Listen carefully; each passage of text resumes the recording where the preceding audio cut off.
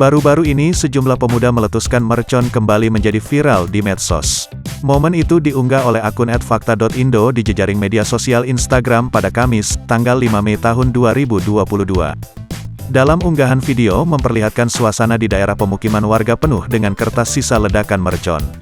Situasi lingkungan saat itu memang cukup sepi dan hanya terlihat beberapa orang saja.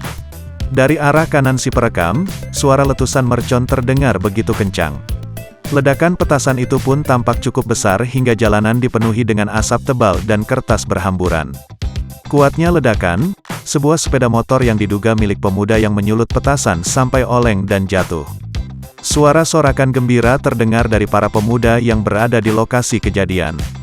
Sayangnya, sepeda motor diduga milik pemuda tersebut mengalami kerusakan akibat ledakan itu. Sontak unggahan tersebut mendapat beragam komentar warganet.